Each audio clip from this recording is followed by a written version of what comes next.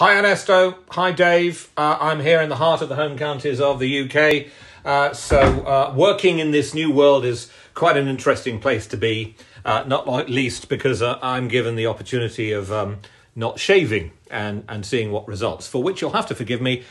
This is how we roll these days. Now, working alone isn't that unusual for people in my line of work.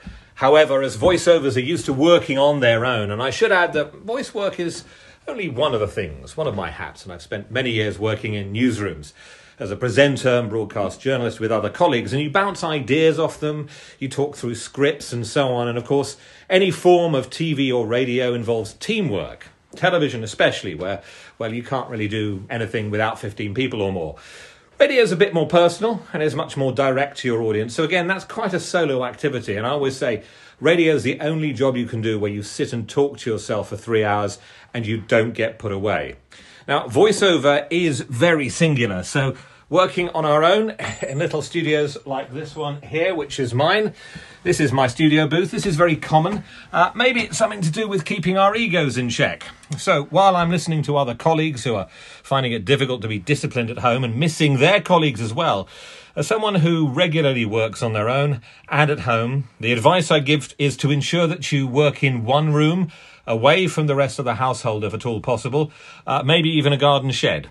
Because there's still a requirement to actually go to work and leave work. If it is part of your home environment, you can consistently drop in and drop out of it, and your work will be far less efficient as a result. And you'll be easily interrupted, easily distracted. And you'll find yourself making more cups of tea than normal. And you'll find yourself opening the fridge door and staring at it for quite some time. So resist the urge, if at all possible, and add something new to your daily workload. Start a piece of research on something to learn, perhaps, that you've never done before. There are some brilliant online courses that cost really very little. So when we get back to normality, which we will do, you'll be even better prepared to make an even greater impact on the world around you and be even more successful in the PC or post-COVID-19 world. I'm just going to go and stare at my fridge for the 5th time this morning.